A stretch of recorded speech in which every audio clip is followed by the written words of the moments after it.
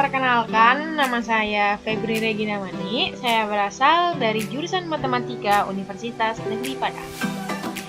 Jadi, pada kesempatan kali ini saya akan membahas tentang pengaplikasian persamaan diferensial biasa orde 2. Yang selanjutnya, persamaan diferensial biasa ini akan saya singkat menjadi PDB.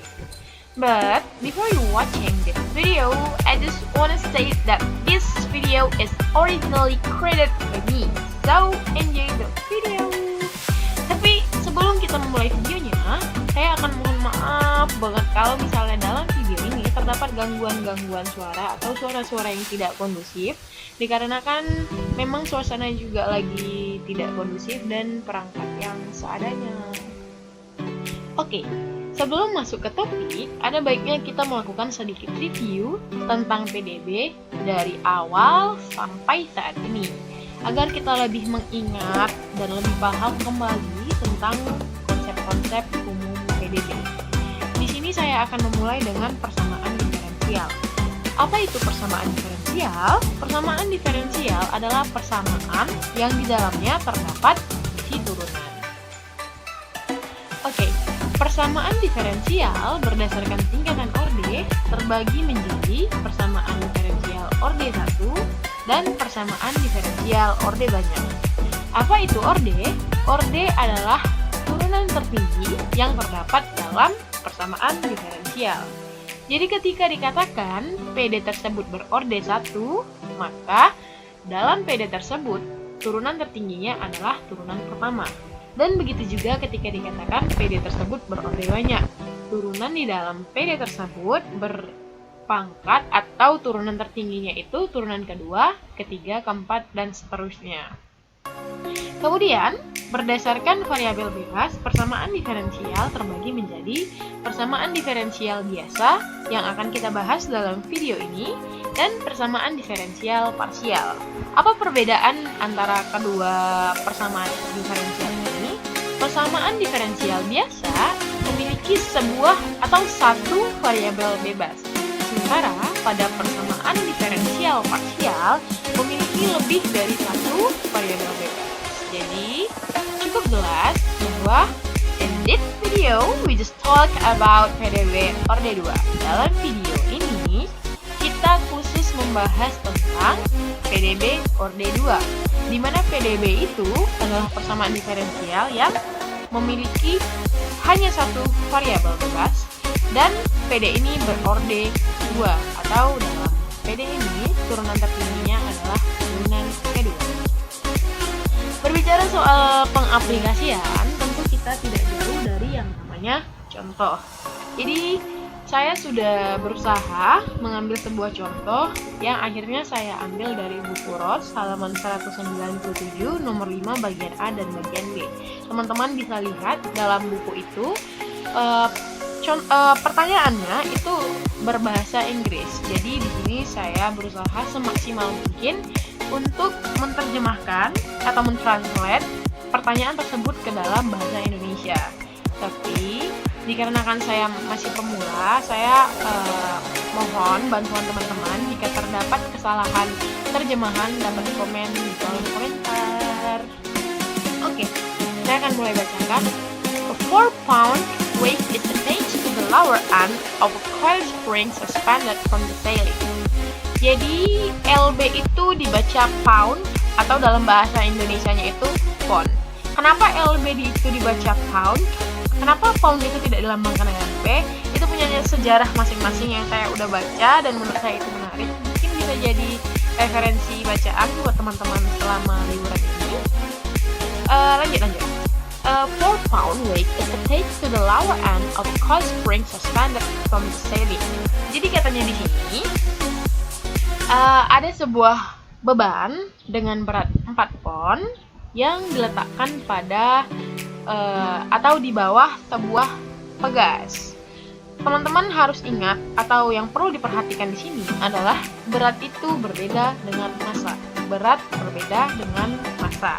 Hal ini juga selalu atau sering kita pelajari Karena berat itu dipengaruhi oleh gravitasi, sementara massa itu berlaku sama dimanapun kita berada karena tidak dipengaruhi oleh gravitasi. Jadi sebuah beban dengan berat 4 ton, jadi beratnya 4 ton dipengaruhi gravitasi itu diletakkan pada ujung bawah pegas. Kebayangkan ada sebuah pegas, terus di bawahnya diletakin beban. Nah, pegasnya itu suspended from the ceiling, digantung di di atap. Jadi di atap diletakin pegas, kemudian di pegas itu digantungin beban gitu. Kebayangkan kondisinya gitu. The mass come to rest in its equilibrium position. Jadi ketika beban itu diletakkan pada pegas, maka otomatis pegas itu meregang dan kemudian pegas itu berada di dalam equilibrium position, atau dalam bahasa Indonesianya itu posisi kesetimbangan. Katanya di sini, the rabbit stretching the spring 6 inch, yang mana membuat pegas tersebut meregang sepanjang 6 inci. At time t is equal to 0, the wave is then struck so as to set it into motion with an initial velocity of 2 feet per second. Jadi katanya di sini, pada T sama dengan 0, beban tersebut baru akan ditarik.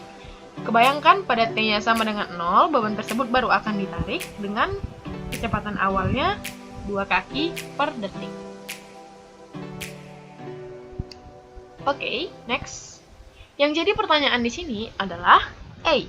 Determine the resulting displacement and velocity of the wave as function of the time. Katanya kita disuruh mencari fungsi simpangan dan kecepatan dari beban tersebut dalam fungsi waktu. Yang B, find the amplitude, period, and the frequency of the motion. Kita disuruh cari amplitudo, periode, dan frekuensi dari getaran. Nah, sebelum kita menjawab soal tersebut, ada baiknya kita mengetahui apa sih yang dibahas dalam soal. Gak mungkin kita menjawab soal sementara kita nggak tahu konteks apa yang terdapat di dalam soal tersebut. Jadi di sini saya udah berusaha untuk menyampaikan sedikit materi ini, yang walaupun materi ini termasuk ke dalam pelajaran fisika, tapi di sini saya berusaha untuk mempelajari materi ini. Jadi dalam getaran itu terdapat 2 jenis getaran, yaitu damped motion dan undamped motion. Yang undamped motion ini kalau di dalam bahasa Indonesianya itu gerak harmoni sederhana. Apa perbedaan antara kedua getaran ini? Dapat teman-teman lihat di dalam video ini. Pada damped motion itu getarannya dipengaruhi oleh gaya. Teman-teman perhatikan, ketika beban ditarik, maka semakin lama kecepatan dari pegas tersebut semakin kecil hingga ia berhenti. Hal tersebut terjadi karena pegas tersebut dipengaruhi oleh gaya, sehingga mempengaruhi juga kecepatan dari pegas, sehingga yang awalnya kencang lama-lama jadi berbeda dengan undamped motion. Getaran ini tidak dipengaruhi oleh gaya, sehingga ketika beban ditarik tidak terdapat perubahan kecepatan, atau dengan kata lain, pegas ini akan seperti ini selamanya karena tidak dipengaruhi oleh gaya, sehingga kecepatannya juga tidak berpengaruh seperti itu. Mungkin hal ini dapat menjelaskan perbedaan antara damped motion dan undamped motion. Oke, next. Jadi di sini kita memerlukan sebuah garis besar dari soal yang telah kita bacakan tadi. Diketahui F sama dengan W sama dengan 4 pon, di mana F dan W itu menyatakan berat benda. S sama dengan 6 inch. Apa itu S? Nanti akan saya jelaskan di slide berikutnya. X0 sama dengan 0. X adalah fungsi dalam T yang menyatakan besarnya simpangan dari getaran. Jadi jika fungsi ini dalam T, maka 0 yang di sini adalah menyatakan waktu, yaitu ketika T sama dengan 0. Pada soal dikatakan, ketika T sama dengan 0, kita baru akan menarik berat benda, maka belum terjadi simpangan, sehingga X0 adalah 0. Kemudian, P0 sama dengan X aksen 0 sama dengan 2 kaki per detik. Jika X0 adalah fungsi simpangan, maka turunan dari X0 atau X aksen 0 menyatakan fungsi kecepatan awal. Ditanya A persamaan X, sebenarnya pada soal diminta dua persamaan, yaitu X dan X aksen. Kemudian yang B, periode, frekuensi, dan amplitudo. Seperti yang saya katakan tadi, saya akan menjelaskan apa itu S. Teman-teman bisa perhatikan di sini ada dua pegas. Yang pertama pegas biasa, yang kedua pegas dalam posisi kesetimbangan. Pegas biasa ini belum ditambahkan beban, sehingga panjang dari pegas ini kita nyatakan dengan L. Kemudian pegas ini diberikan beban, sehingga pegas tersebut meregang dan bertambah panjang. Yang awalnya panjangnya adalah L, kini panjang pegas adalah L ditambah S. Jadi dengan kata lain, S itu melambangkan pertambahan panjang pegas ketika pegas berada dalam posisi kesetimbangan. Untuk menjawab soal tadi, kita perlu mengetahui persamaan diferensial yang berkaitan dengan kasus tersebut. Jadi di sini ada 3 persamaan yang disajikan, di mana ketiga persamaan ini adalah sama, dan ketiga persamaan ini merupakan bentuk-bentuk yang dimodifikasi. Bentuk paling dasar adalah persamaan ini. M dikali turunan kedua X terhadap T ditambah KX sama dengan 0. Apa itu M? M adalah massa, K adalah konstanta pegas. Kemudian, jika persamaan ini dibagi M, ini M dikali turunan kedua X terhadap T, jika dibagi M hasilnya turunan kedua X terhadap T, dan KX, jika dibagi M jadi K per M dikali X. Kemudian, untuk persamaan yang ketiga, K per M sama dengan omega kuadrat. Kemudian persamaan ini dimodifikasi kembali menjadi persamaan yang ini. Ketiga persamaan ini adalah persamaan yang sama, namun kita menggunakan ketiga persamaan ini dalam situasi dan kondisi tertentu atau dapat dikatakan kondisional. Tapi yang kita gunakan di sini adalah persamaan yang paling dasar, yaitu yang M dikali turunan kedua X terhadap T ditambah KX sama dengan 0. Karena persamaan kita dalam X dan T, maka X dan T akan dibiarkan dalam bentuk variabel. Sementara kita membutuhkan M dan K sebagai koefisien, dan kita membutuhkan angka dari M dan K. Jadi langkah pertama adalah kita mencari M dan K. Menurut hukum F sama dengan K dikali S. Jadi berat benda sama dengan konstanta pegas dikali dengan pertambahan panjang pegas. 4 pon sama dengan K dikali 6 inch. Di sini kita masih menggunakan satuan inch, sementara satuan yang digunakan adalah feet. Konversi dari inch ke feet adalah 1 inch sama dengan 1 per 12 feet, atau 1 inci sama dengan 1 per 12 kaki. Sehingga di sini kita harus mengatakan 6 dikali 1 per 12 kaki. Maka 4 pon sama dengan K dikali setengah kaki. Maka K sama dengan 8 pon per kaki. Ingat, konstanta pegasnya adalah 8 pon per kaki. Selanjutnya, tugas kita adalah mencari M. Ingat, menurut hukum Newton, M sama dengan W per G. Yang biasanya kita memakai satuan meter per second kuadrat, sekarang kita di sini menggunakan satuan flux, di mana 9,8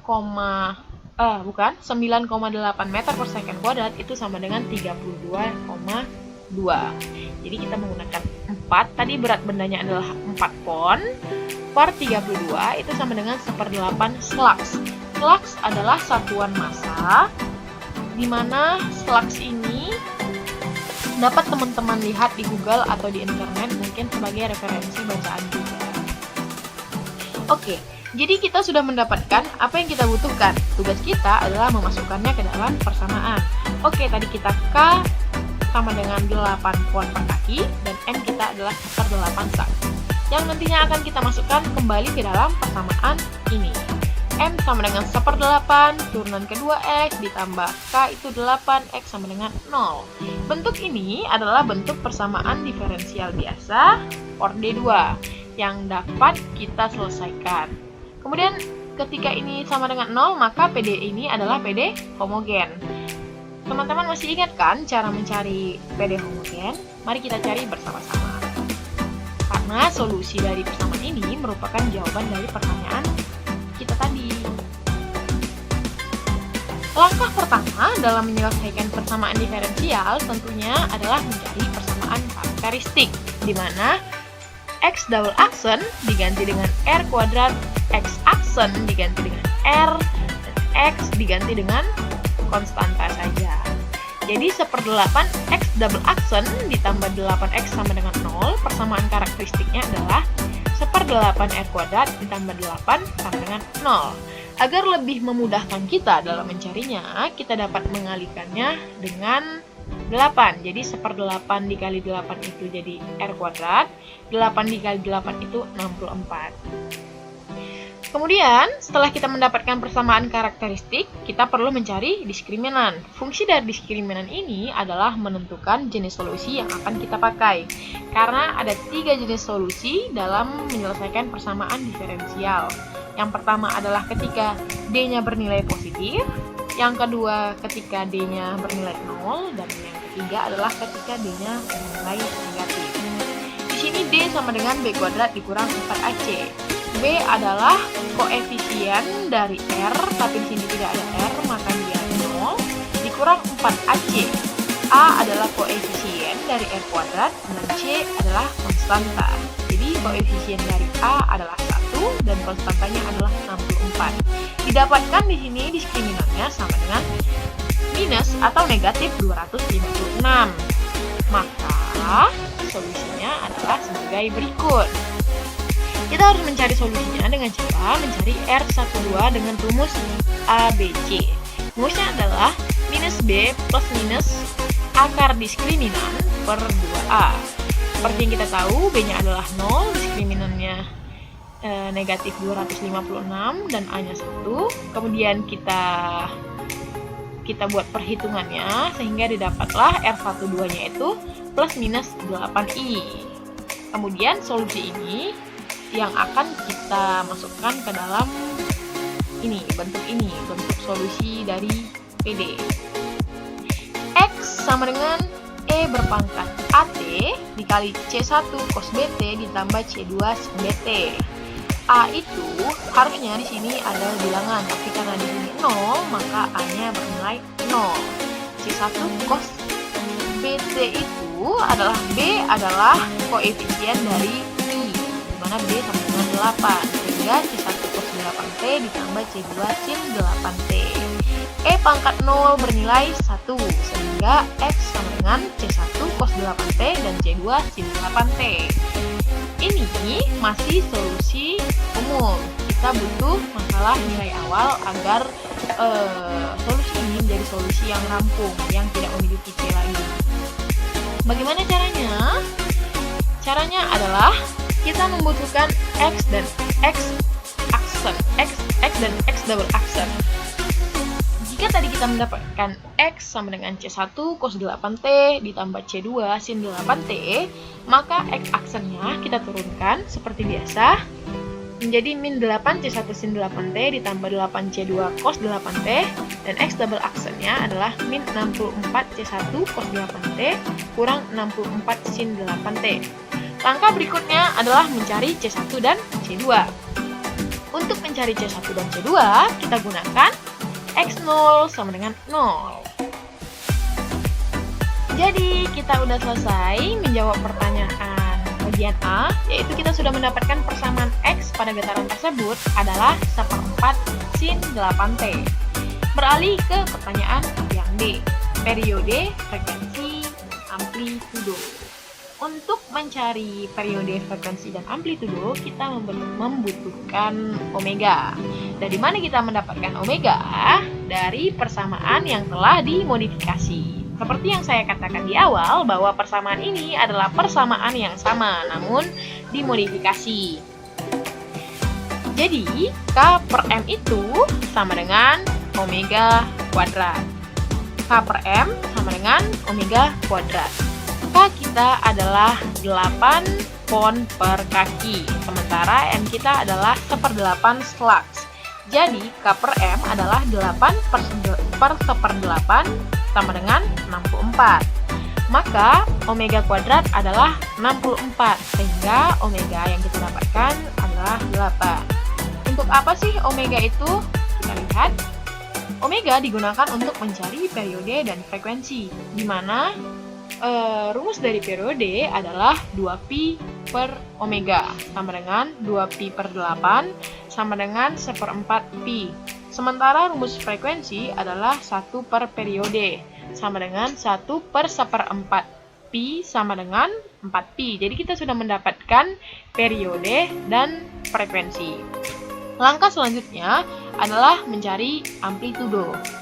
Untuk mencari amplitudo, kita harus memodifikasi persamaan X menjadi seperti persamaan 5.18 di buku ROS. Teman-teman mungkin dapat perhatikan di buku ROS persamaan 5.18.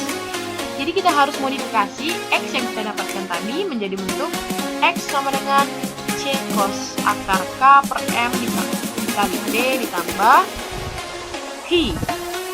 Yang mana amplitudo? Amplitudo adalah C. C adalah amplitudo.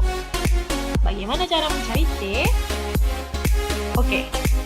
Pertama, kita harus perhatikan dalam buku ROS persamaan yang akan kita dapatkan akan berbentuk X sama dengan V0 per lambda sin lambda T ditambah X0 cos lambda T. Sementara persamaan yang kita dapatkan adalah X sama dengan 1/4 sin 8T. Itu berarti bahwa lambda kita adalah 8.